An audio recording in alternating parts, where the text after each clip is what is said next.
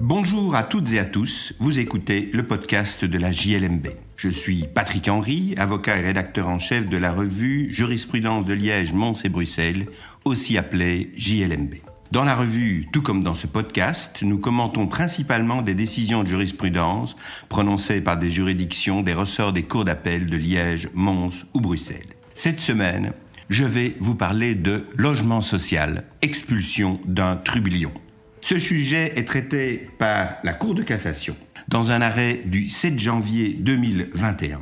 Nicolas Bernard le commente dans le numéro 7 de notre revue année 2022. Pour le consulter, je vous invite à suivre le lien dans la description. Nous nous trouvons en présence d'une société qui gère des logements sociaux et notamment plusieurs bâtiments à appartements multiples. Dans un de ceux-ci, un locataire se distingue par le tapage et les troubles de jouissance qu'il inflige à ses voisins. Il s'agit d'une personne qui fait du bruit tard la nuit, même au milieu de la nuit. On peut même se demander si, dans certaines hypothèses, il ne le fait pas exprès pour embêter ses voisins. Inversement, lorsqu'il perçoit le moindre bruit chez ses voisins, il proteste violemment en frappant les murs de façon véritablement à déranger ceux-ci. Plusieurs avertissements lui ont été donnés, cela n'améliore en rien la situation. La société de logement social prend donc l'initiative de le citer devant le juge de paix pour obtenir la rupture du bail et son expulsion. La société de logement social obtient gain de cause, tant en première instance qu'en appel. C'est le 13 novembre 2019 que le tribunal de première instance de Liège, siégeant en degré d'appel, confirmera cette expulsion. Mais notre trublion ne se décourage pas et il porte l'affaire devant la Cour de cassation.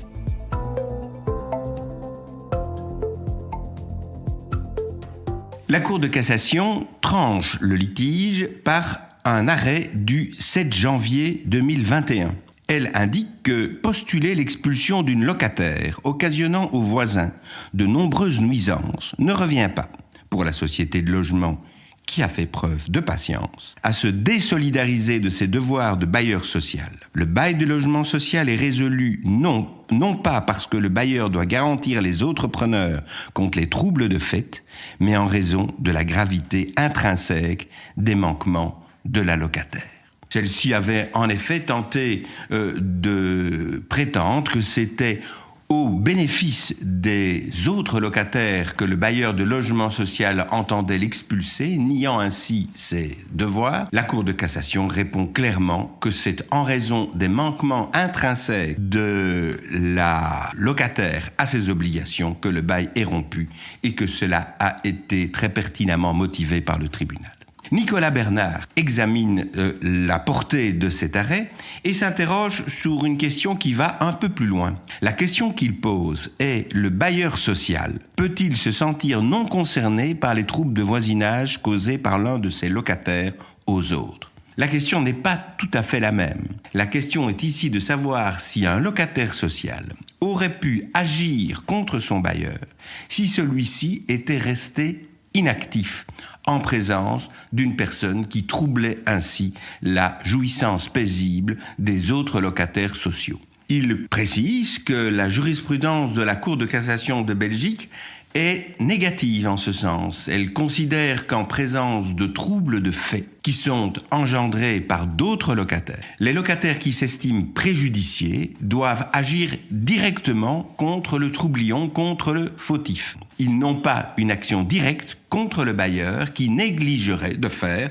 ce qu'a fait ici la société de logement social en expulsant le troublion. Mais, dit Nicolas Bernard, cette distinction entre le trouble de droit dont le bailleur social serait responsable et le trouble de fait dont il n'est pas responsable et dont seuls les auteurs des troubles sont responsables ne va pas de soi, d'autant qu'un trouble de fait qui se prolonge pourrait devenir un trouble de droit, en tout cas si il se prolonge pendant une période suffisante. Et il fait observer que certaines juridictions de fond, et dans d'autres pays, des juridictions suprêmes, la Cour de cassation de France notamment, ont adopté une position contraire, estimant donc que le bailleur de logement social avait aussi la responsabilité de garantir la jouissance paisible de ses locataires et que s'il restait inactif, ce que n'a donc pas fait dans le cas présent la société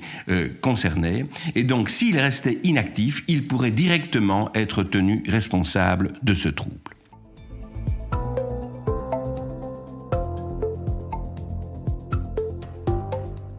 Voilà qui conclut cet épisode du podcast de la JLMB. Je remercie Nicolas Bernard pour son article qui, je le rappelle, figure dans le numéro 7 de l'année 2022, qu'il a d'ailleurs entièrement composé.